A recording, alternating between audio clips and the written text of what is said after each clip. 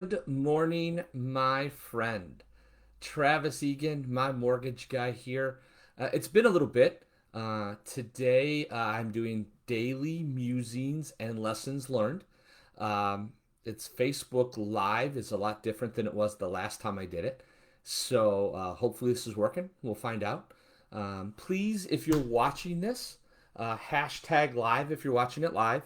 And if you're watching it on replay, please hashtag replay. It's really good for engagement. It's good for us to be able to see who's watching that type of thing. It's been probably 6 months or more than that, easily more than that. So I want to give you a little update on my family. This one will be a little bit longer than they normally will be. I try to keep them to a minute to two each morning. But I wanted to give you an update on my family and then give you a quick story about the headline. So, my family and I moved to Clarksville, Tennessee in February after we sold our house in Janesville, Wisconsin. My wife found her dream job down here. Her family is down here as well. So we came down here. Lots of changes. Obviously, we get here, then COVID hits. So that's been a little bit hard to kind of get out and network and get to know people. Uh, while I really enjoyed the last company I worked for, I've been able to partner with a wonderful company, Fairway Independent Mortgage Corporation. They're headquartered in Madison, Wisconsin, which I really love. Um, Got a great team here, so I'm really blessed to be able to work with the team here. And I'm actually making a transition. So I'm still doing traditional mortgages. I'm also transitioning, and at some point will become full-time reverse mortgage specialist. So if you know of someone, I'm a little bit of a plug, shameless plug, I apologize. If you know of someone who's 62, who has at least 50% equity in their home, and is still paying a mortgage payment, there's someone I absolutely should be talking to so we can kind of see if it makes sense for them. So, enough of that. That's kind of the update on my family. Enjoying it down here in Clarksville. Look forward to COVID being over so we can learn more about the area. Now, on to the topic at hand. So the headline today is "You can be the richest person." And forgive me as I look over to the side here because I have my notes over here. So I wanted to make sure that I cover everything. So um, back when Bill Gates was the richest person in the world, he was given a lecture, and one of the students in the lecture asked the question if he was the richest man in the world, which he clearly was, right? Forbes named him the richest person in the world. And he thought for a moment, kind of did the old chin, rub thing, and he said, "Actually, no, I'm not the richest person in the world." And he proceeded to share this story, and I may tell it a little differently than he did, but hopefully you'll get the gist of it. He had shared that when he was building Microsoft and kind of building his empire, he would travel all over the world to kind of to share what was happening, and obviously from the West Coast to the East Coast and back again. And he would travel into LaGuardia Airport quite regularly. And one day he went to the newspaper stand that was at the airport at the time, and he went to grab the daily newspaper and he picked it up, kind of looked through the headlines, and went to reach in his pocket for some change to pay for the paper. Back then it was change, and he didn't have enough. So the newspaper vendor said, "Yeah, go ahead. By all means, please take the paper. It's on me."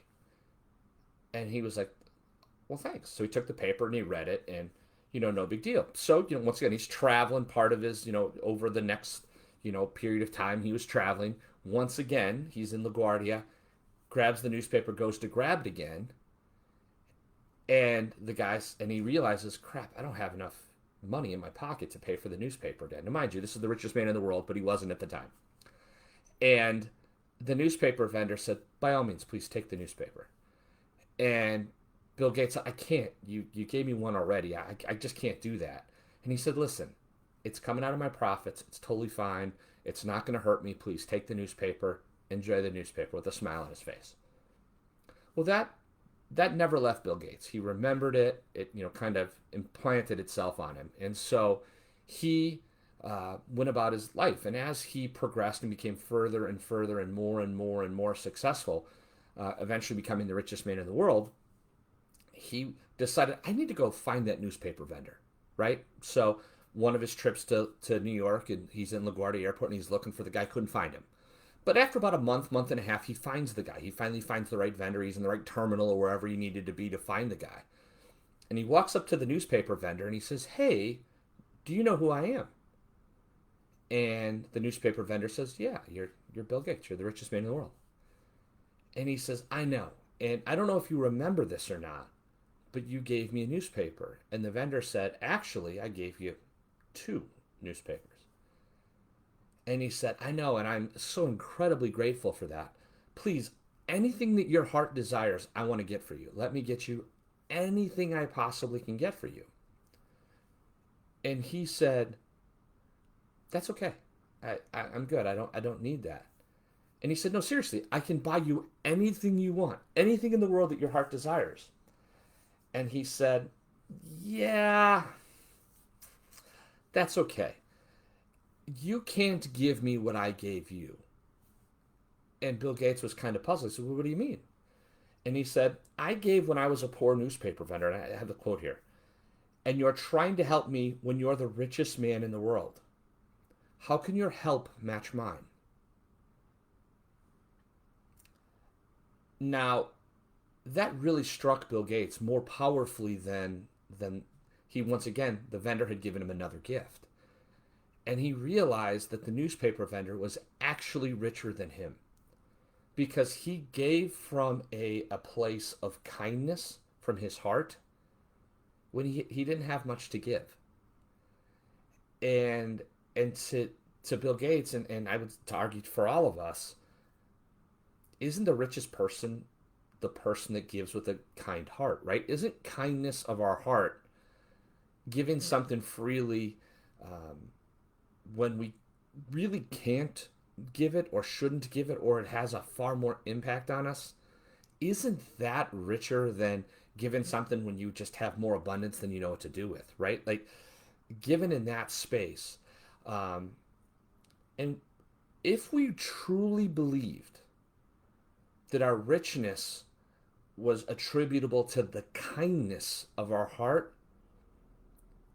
and that our pocketbook would match the kindness of our heart, what would we do differently?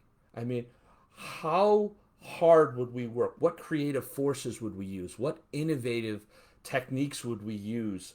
How persistent would we be if we truly believed kindness of our heart was the richest of all? So my encouragement to you today is look for kindness in your own heart and see who you can be kind to, not because you're looking for richness, not because you're expecting anything in return, but because it's coming from your heart, from a place of giving, of kindness. And I think we'll all benefit for that. Hey, Robert, thank you for your comment. I really appreciate that. Thank you, brother. So that's it for today. Like I said, oh my goodness, it's 8 minutes. It went way longer than I intended it to. I do apologize. I'm going to try to cut this down to 2 to 3 minutes a day. Thank you for watching Daily Musings and Lessons Learned. I'm Travis Egan. Look forward to talking to you soon. Have a blessed day.